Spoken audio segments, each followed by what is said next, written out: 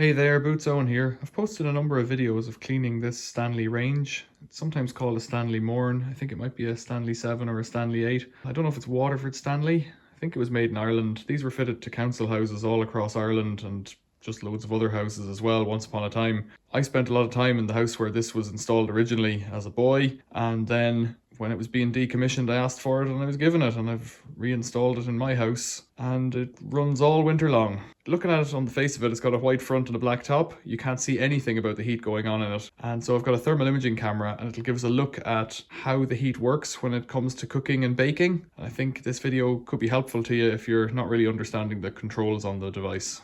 So right now the temperature here, the needle is over like this at about, what would that be, 8 o'clock, something like that. So it's about 300 degrees Fahrenheit. I want to heat up the oven to be hot for cooking in the oven, baking later on. So what I've got is I've got this vent here on the back, which is difficult to see, closed so that the fire doesn't go up the chimney. You can see how hot it is because the camera can't even see it.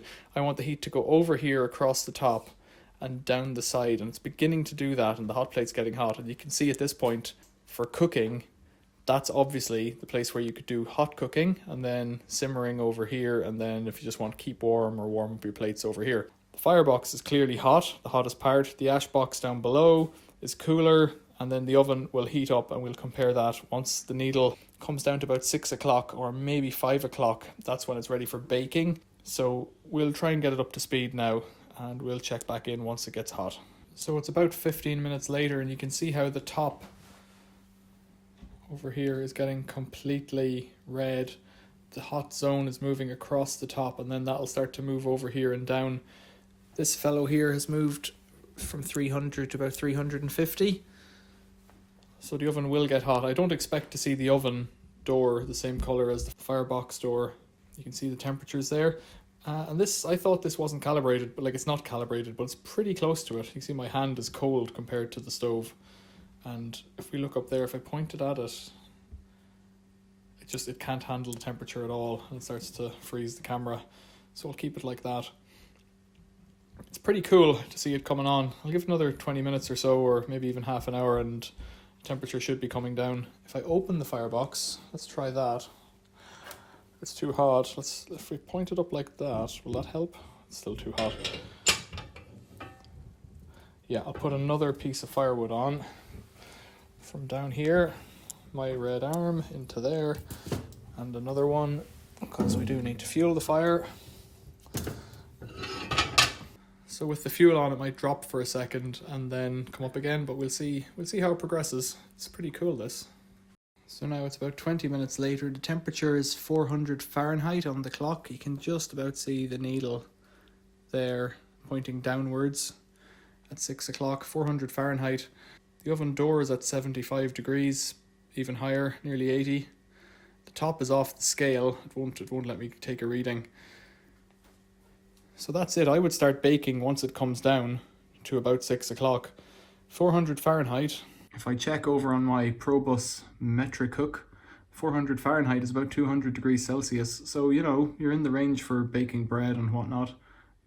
Not quite up to the cooking pizzas stage yet, but you could get there pretty soon. So if we go over to the range again, and it doesn't look any hotter here than it did at the start, I would spin this shut, which I will do. And I'll open the oven on the thermal camera and we'll have a look inside it to see how it looks. Not that that'll tell us very much, because as soon as we open it, the heat will come out. So let's go in and open it. And you can see that's the heat in the oven. It's almost too hot to record up on the top right. And logically, the heat comes over the top, down the right hand side, underneath, and out the back. So at the bottom, you're talking, what was that, 150-ish? And up at the top, well, it says 132. It can't really deal with it. It's going over 150. It just can't figure it out. That's a pretty good indication of what's going on in there. You've got real heat coming off the firebox, heat coming down from above from the hot flue gases. I'll close it up again, because even at that, we've lost 20-30 degrees straight away on the Fahrenheit scale. You've got the heat on this side and at the top of the oven, and then cooler on this side and underneath, which is logical. You can use this oven for grilling. You can use the oven for grilling. When you get it really, really hot, it will grill from above. And because of that, there's a heat shield that you can put in. It might even be in here at the moment. Yeah, that metal plate up on the top there with the two ovals or slots in it, that's a heat shield. And then this is the oven shelf. It looks pretty grubby because it's a cast iron oven. It's not a wipe down enamel thing. This is a real deal kind of oven. It has a little chimney in it as well. It's another feature of it. If you can see that little tiny hole up in the top, I get my finger in just there in front of my finger. That little hole, it's quite hot, you see. That little hole is an exhaust up to the chimney. So as the flue gases pass over the top of the fire, that sucks out any gases, any smoke, anything like that, any fats that are in the fire, and they get burnt off and go up the chimney. So it's a self-extractor fan, so you'll never know if something's burning in the oven, if it's operating properly. Something could be on fire in there or smoking away, scorching, you'd never know about it. If you want to then lock the fire down, which you'll probably actually do as well right now, because I'm not putting the stuff in just yet. We're baking bread tonight and I just want to wait for it to rise. I'll shut that. So if you put the handle here, where the handle of the tool is pointing is shut, and here it's open, so we'll put it to shut. That closes the damper that puts the flue gases over, and this one's already closed, so that's in shut there, and open. If I open it like that, that would open the damper here, which is like a damper that goes like this, so the flue gases can go straight out from the firebox. It's a bit too hot right here beside the fire, so it's all locked down now. The damper here is shut, the damper there is shut, and there. So it should bake its heat for a while, and I'll need to have a look, just see what's going on in there.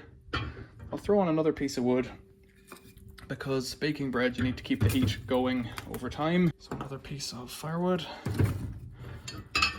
And you know, you're trying to run it at its optimum, so you do need to put the wood into it. You can't just put it in and forget it for an hour, because the temperature will drop off.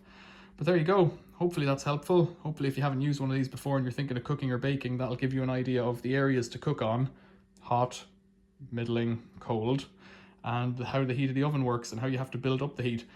You can get this like right up to 500. I've never seen it up to 600, but you can do it. You just have to keep throwing fuel on it and keeping the air going in here through the fire. Keep the fire well riddled out. There's a riddler. I'll show you that as well while we're here. In there in the ash pan, you stick the handle of this fellow in. That's the tool. Stick it in there and give this a wiggle. And that causes the ash to drop down, but it means that the air can get up through the fire. Keep the fire going across the top, down and out, or over the top and out. But you really only have that vent on the back open if it's a fire that doesn't draw very well. If it's a chimney that doesn't draw very well because it's not very high, you would open that before you open this, so that doesn't smoke out. There's a really good draft on this fire. Not too much, but good enough that it never smokes unless it's blocked, and you'll have seen that in previous videos. So you never really need to worry about it smoking.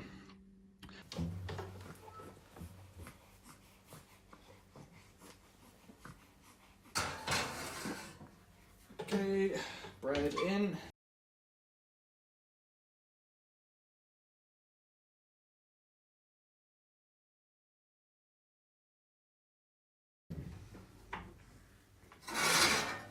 That looks about right now. What do you think? Yeah. Okay. That smells about right too.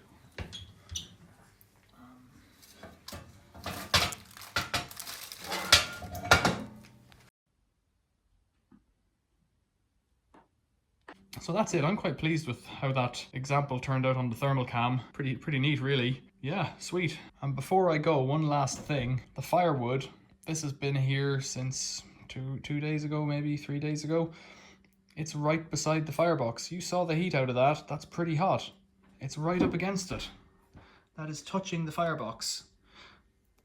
After a year or two of drying outside in the fresh air, this causes it to do its final drying right here, and that gets it just right for firing.